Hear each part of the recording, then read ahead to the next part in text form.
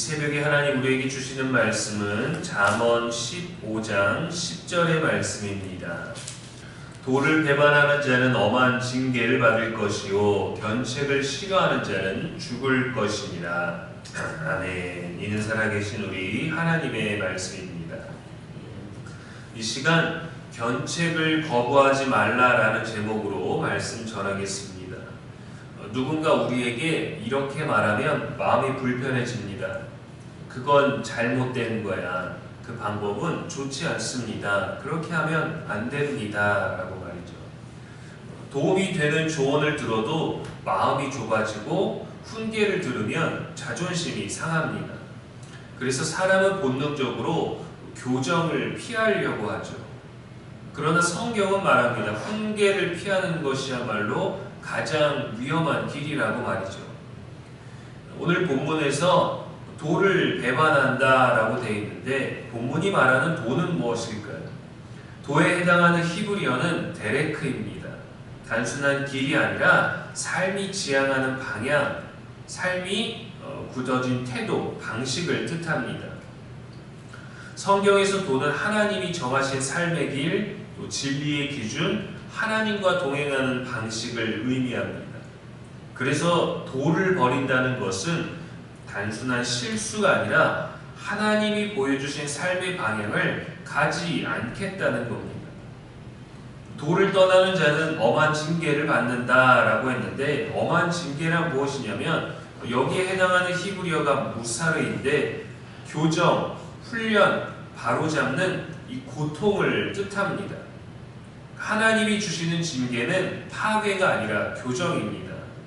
히브리서 12장 6절에 주께서 사랑하시는 자를 징계하시고 그가 받아들이시는 아들마다 채찍질하심이라 했어요. 징계는 버림이 아니라 사랑의 개입입니다. 그럼 이어서 나오는 견책은 무엇일까요?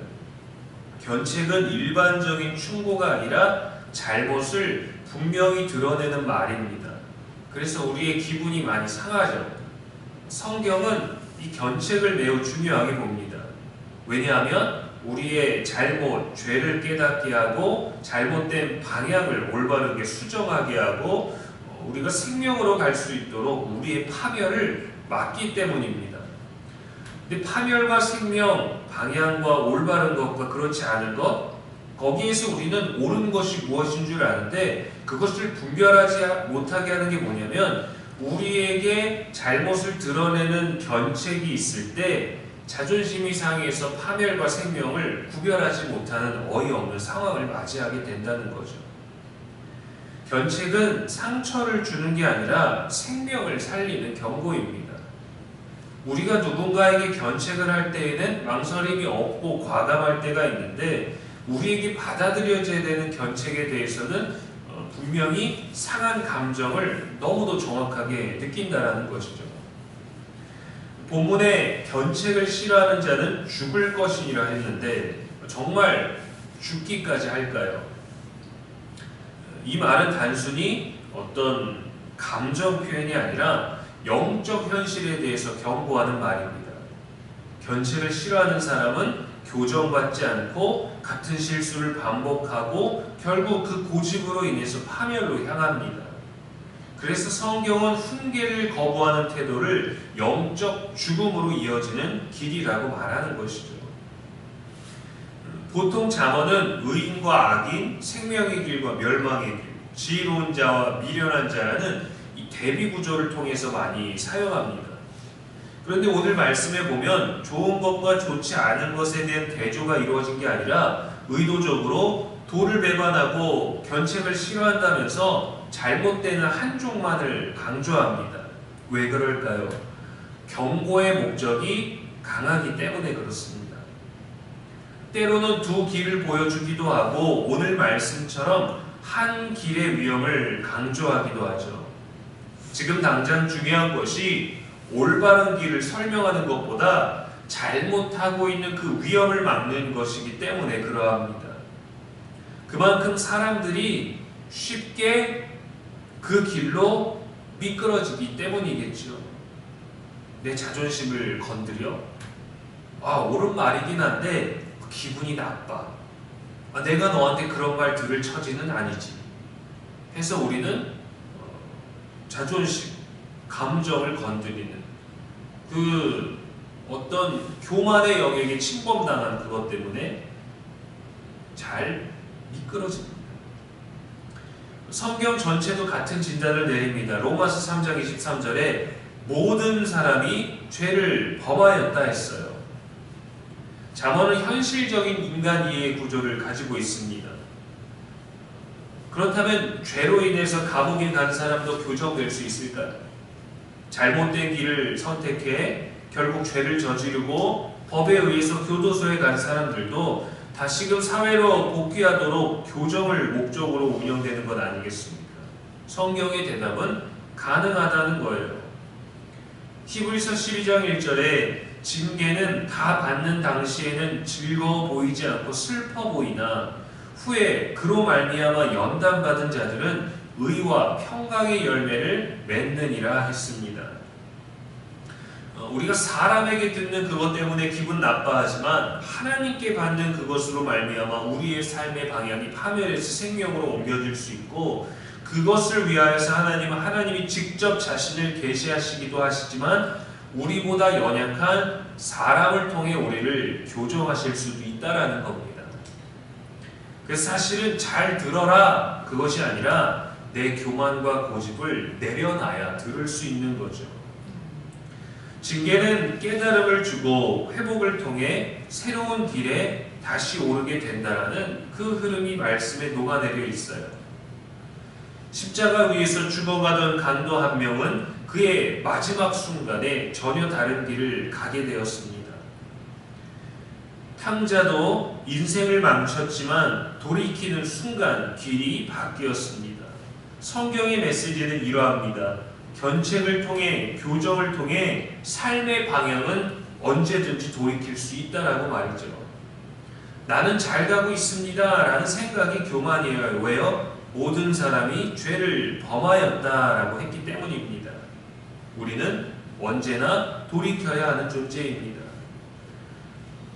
언제나 하나님이 제시해 주신 방향을 가고 있지만 언제든지 다른 선택, 다른 방향으로 미끄러질 수 있다는 거죠.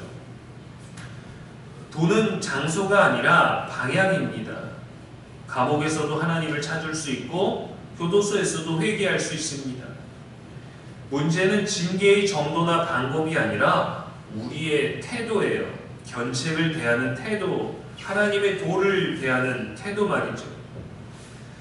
징계를 통해 깨닫는 자는 생명의 길을 가고 끝까지 견책을 거부하면 멸망의 길을 가게 되죠. 그래서 잠언이 강조하는 것은 징계를 받을 수는 있지만 견책을 거부하지 말라는 것입니다. 하나님의 사람은 훈계를 두려워하지 않고 견책을 마음에 담고 자신의 길을 점검합니다.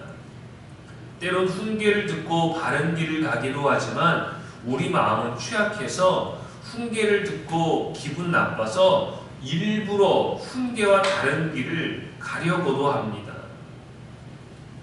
다윗은 이렇게 기도했어요. 하나님이여 내 마음을 살피소서. 이것이 지혜로운 사람의 태도입니다. 하나님이 내 마음을 살피기를. 그런데 우리 마음은 우리가 살피려고 하죠. 우리 마음은 내가 잘 안다라고 하죠. 내 마음을 모르니까 상대방한테 강요하려고 하고, 내가 교정받는 게 아니라 상대방을 교정하려고 하고, 내 마음을 나만이 살필 수 있다라고 생각하기 때문에 우리 마음이 교만해지는 거예요. 다윗은 내 마음이 있지만 그것을 하나님께 내려놨습니다. 예수님도 하나님의 뜻 안에서 완전한 순종을 보이셨습니다. 그분은 고통을 피하지 않으셨어요. 내 마음은 피하고 싶지만 하나님의 뜻을 받아들이셨습니다. 예수님의 삶은 훈계와 순종의 완전한 모습이었어요. 성경은 우리에게 요구합니다. 지금 가고 있는 길을 점검하라. 교정을 받아들여라. 하나님이 보여주신 도를 따르라고 말입니다. 훈계를 사랑하는 사람은 결코 길을 잃지 않습니다. 잘못된 길을 바로 점검하는 자이고 바로 확인해서 빨리 제자리에 놓는 사람입니다. 훈계를 사랑하는 사람이 지혜로운 사람인 것이죠. 도를 버리면 징계가 오고 견책을 거부하면 길을 잃습니다. 우리에게는 남의 말을 안 듣는 그 기분 상함에 대한 자존심을 지키기 위한 무엇이 아니라 어떤 얘기를 들어도 그럴 수 있겠구나 라고 생각하는 받아들이는 겸손이 필요합니다. 훈계를 받아들이는 사람은 결국 생명의 길을 걷게 됩니다. 오늘도 우리의 하루에 하나님이 보여주시는 길을 겸손히 따를 수 있는 저와 여러분 되기를 축복합니다. 기도하겠습니다. 하나님 아버지, 이 새벽에도 우리에게 말씀 주시니 감사합니다. 우리가 훈계를 두려워하지 않게 하옵소서. 남의 일에 대해서는 잘도 지적하면서 나를 교정해 주기 위해 견책의 언어는 참으로 불편해하는 우리입니다. 말씀의 견책 앞에 마음을 낮추고 생명의 길을 걷게 하옵소서. 늘 내가 옳은 것이 아니라 하나님이 옳으심을 인정할 수 있게 하여 주시고 예수님의 순종을 본받아 주의 뜻을 따라 살게 하여 주옵소서. 오늘도 우리의 영원한 소망이 되시는 예수님의 이름으로 기도합니다. 아멘.